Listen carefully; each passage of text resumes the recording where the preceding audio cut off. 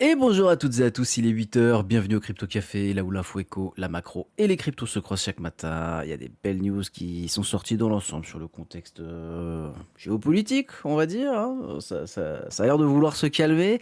Bon, on est vendredi, on va pas se mentir, on commence à avoir l'habitude maintenant. Les vendredis, tout va bien, ça se calme, cessez le feu. Et puis le samedi, bon,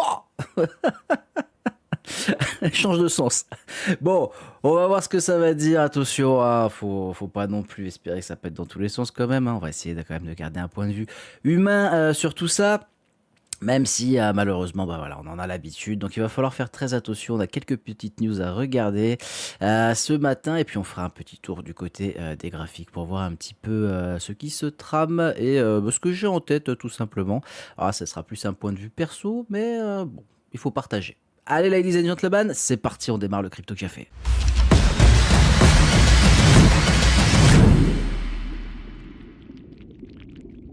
Et comme d'habitude, on commence avec notre ami le Fear and Greed Index qui est à 58 ce matin. Toujours au neutre. Écoutez, bon, on est quand même dans le haut neutre. On a fait des petits tours dans le grid. J'aime pas. Voilà, vous le savez, j'aime pas qu'on soit allé dans le grid avec tout ça. Ça ne devrait pas, on devrait pas encore en être là. Maintenant, on est très très bien monté, on a très très bien encaissé au niveau du groupe. Donc, à un moment donné, maintenant, il va falloir quand même faire attention. Attention!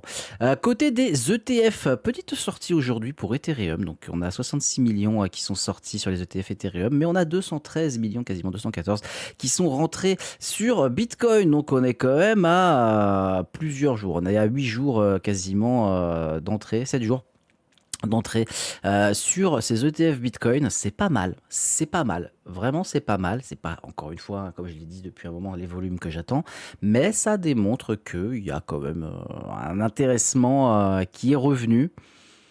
Est-ce que ça signifie qu'on est en bas? Pas à mon sens, encore une fois, on le verra à la fin de cette matinale. La dominance Bitcoin, elle, qui est à 60%, Ethereum 10,7%, les autres à 29,3%. Papy est toujours devant, voilà, hein, le Big Boss est toujours devant, c'est normal, et on est toujours au-dessus de 60%. Donc attention au mouvement, encore une fois, si on vient à avoir un gros mouvement, les autres vont subir. Voilà, très clairement, il faut dire le terme, tout simplement. Allez, côté du prix des cryptos ce matin, on a Bitcoin qui est à 77 700 dollars. On perd un petit 0,15%. Il n'y a rien de très très méchant là-dedans.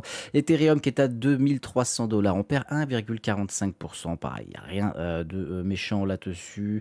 Est-ce qu'on a un peu de mouvement, quelque chose un peu croustillant ce matin? Hype qui est à 41 dollars. On a Bitcoin Cash à 457 dollars. XMR qui prend un petit 2% à 377 dollars. Écoute, tout va bien là-dessus. ZEC qui se réveille apparemment, qui prend quasiment 8% à 338 dollars. Il a envie de rattraper les grands frères. Il a envie de le rattraper. Ça a l'air de donner. Qu'est-ce qu'on a allez, de sympatoche sinon ce matin? C'est un peu creux, j'ai l'impression, pour le réveil.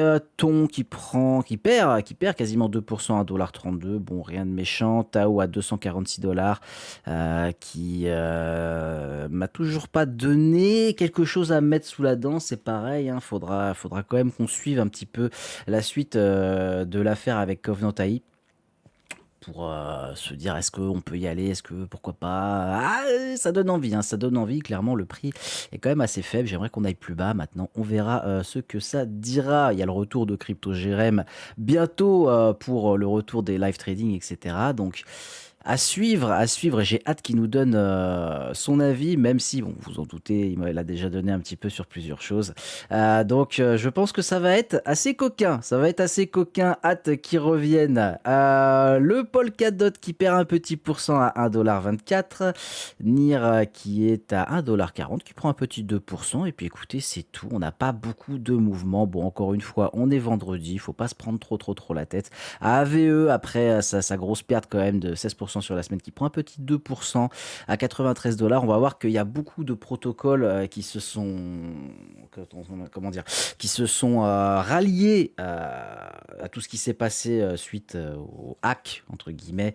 Voilà, donc on va aller regarder ça. Je trouve ça vraiment pas mal et ça démontre encore une fois que les communautés au sein de l'écosystème crypto restent quand même assez soudées. Et ça fait plaisir, particulièrement dans la DeFi. Allez, on fait un petit tour du côté du calendrier économique, le secteur traditionnel. Hier, on avait les PMI services, les PMI manufacturiers. Un petit peu de mal ce matin, le réveil a été tardif. Écoutez, c'est des résultats qui sont bons. On va pas se mentir, c'est des résultats qui sont très bons, même pour l'économie américaine. Ça montre que, comment dire, il y a une certaine résilience là-dessus. Donc les PMI services, c'est tout ce qui va être consommation service, hein, c'est l'économie moderne. Et les PMI manufacturiers, c'est l'économie réelle, production de biens, hein, entre guillemets. Donc c'est fort. C'est fort, très clairement. On est au-dessus de 50, bien comme il faut. On a même pris 54 sur les manufacturiers. Ça montre qu'il n'y a pas, il y a plus de ralentissement, si on peut dire ça comme ça. Il n'y a plus de ralentissement à l'heure actuelle sur l'économie américaine, ce qui est quand même assez surprenant avec tout ce qui s'est passé. Ça peut mettre du temps aussi à se répercuter. Encore une fois, je le dis, je le répète, on n'a pas eu d'impact majeur avec tout ce qui s'est passé ces 2 derniers mois. Même si on l'a senti sur 2-3 points, on n'a pas eu cet impact. À un moment donné, il faudra que ça soit pricé. Ça prendra peut-être du temps, mais c'est toujours mon avis. C'est toujours mon avis. Il n'est pas normal d'avoir fait des ATH sur les marchés traditionnels avec tout ce qu'on a vécu. Voilà. Donc attention à tout ça. Moi, je le sens pas trop. Allez, petit côté des news crypto ce matin. Bon, on a quand même les marchés de prédiction qui sont un petit peu dans la tourmente, hein, forcément. Il y a eu quelques petits délits d'initiés. Voilà, c'est coquin, il faut dire les choses. Pour ce qui est allez, on va aller directement, voilà. Donc, le ministère de la Justice a poursuivi un soldat américain accusé d'avoir gagné 400 000 $ en pariant sur Polymarket grâce à des informations confidentielles sur une éventuelle destitution de Nicolás Maduro. Allez, on y revient, le Venezuela. Donc le mec, il est un petit militaire, il a fait aller, oh, j'ai l'info, attends, je vais parier, je vais gagner du pognon. Oh bordel de merde. Le mec, il a encaissé en utilisant des infos classées. C'est génial. Moi, j'adore. Bah, après, il a pris exemple sur son grand patron, hein. On verra ce que ça dira. En parallèle, il y a la plateforme Kalshi qui est un peu similaire à Polymarket, qui a sanctionné 3 hommes politiques pour des opérations d'insider trading sur leurs propres marchés électoraux. Écoutez, c'est bien parce que on commence à voir que il y a du délit d'initié aussi sur les plateformes de prédiction et que on n'en veut pas. On n'en veut pas, surtout pour ce genre de plateformes, hein, qui sont quand même, on va dire, pas communes, hein. On parle d'une plateforme qui utilise la crypto, qui utilise la blockchain. Donc, c'est très bien qu'on soit carré avec ça. Je trouve que c'est même excellent parce que ça va permettre aussi de montrer à tout le monde que bah, c'est pas la fête du slip non plus, tout simplement. Donc moi j'aime bien, voilà, j'aime bien. Allez, on regarde un petit peu ce que je vous disais. Voilà, les protocoles crypto qui promettent 43 000 Ethereum pour restaurer le support RS-ETH. Donc, suite au hack qu'il y avait eu avec Layer 0, etc., sur les protocoles pour les prêts. Je ne vais pas rentrer dans les détails, hein. Il y avait eu l'exploitation de 293 millions de dollars qui avaient été, entre guillemets, piqués. Bon, au final, on n'a toujours pas les vrais chiffres, etc., parce que ça parlait de 100 millions qui avaient réellement disparu, etc., avec 43 000 Ethereum qui ont été fournis donc, par Mantle, Etherfi, Golem, Lido, Ethena, Layer 0 et Ink Foundation. Eh ben, écoutez, c'est pas mal parce que du coup, si c'est vraiment 100 millions qui avaient disparu, là, ça remplace le tout. Donc je trouve que c'est une excellente chose. Ça montre encore une fois qu'il y a une très grosse collaboration dans l'écosystème, malgré le fait que les mecs puissent être concurrents sur certains points ou alliés sur d'autres, tout simplement. Ça montre que il y a de la collaboration. C'est une très bonne chose. Alors attention aussi parce que on voit tous le bon côté des choses. Moi j'aime bien creuser un petit peu plus. Faut se dire une chose aussi, c'est que Si les mecs, ils se sont dit ça, c'est parce qu'ils savent très bien que s'il y a une perte de confiance concernant les protocoles DeFi, les protocoles de prêt, et qu'AVE se pète la gueule, ils sont tous dans la merde.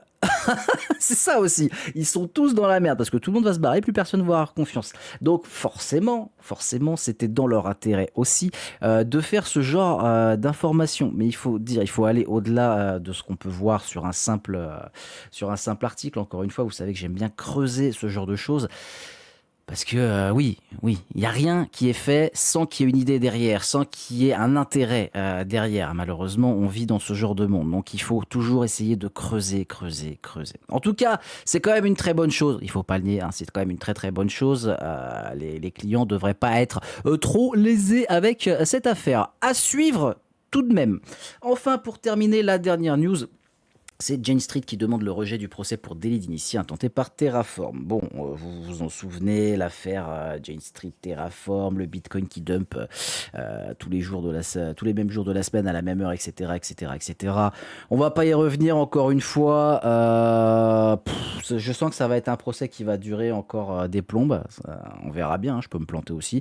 Mais ce serait bien justement que je me trompe et que ça dure pas trop longtemps parce que ça va encore mettre un petit côté un peu noir sur la crypto et c'est quelque chose qui est pas forcément très très bien, surtout en ce moment où bah, on a quand même réussi à avoir des jolis ups, on a réussi à avoir un petit peu plus d'engagement sur le côté des ETF, on a les institutionnels qui commencent, qui recommencent à parler, qui recommencent à mettre un peu de pognon, on a toujours la Clarity Act qui est en discussion, apparemment il y a un accord qui a été trouvé entre plusieurs parties, blablabli, blablabla.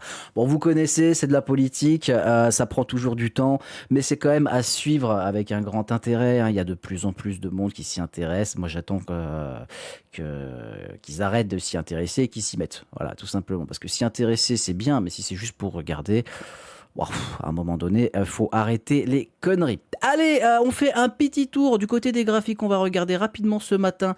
Et ben, ce que je vous disais, hein, voilà, bon, il n'a pas envie. Voilà, ce que je vous disais. Écoutez, on a réintégré donc cette fin de semaine ma petite boîte et puis bah voilà ça fait encore pile poil elle est incroyable, je vous l'avais dit que cette boîte serait incroyable.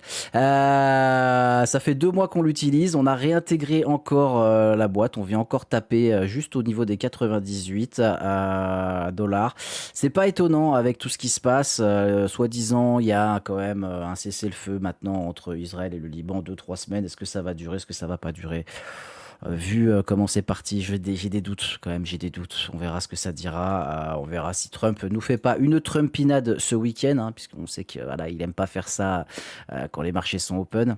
Attention à ce soir, faites gaffe bien comme il faut. Côté du Bitcoin, voilà le Bitcoin. Bon, eh ben écoutez, j'aurais espéré qu'on aille peut-être un poil plus haut. Alors c'était pas mon plan originel, hein, mais j'aurais espéré qu'on aille un petit poil plus haut quand même pour aller essayer d'aller chercher ces deux EMA. On n'est pas allé les chercher. Par contre, il y a quand même un point, on va dire, assez intéressant là-dedans, c'est que là, on a une superbe trendline. On a fait une petite div, même si on n'a pas fait la survente ici.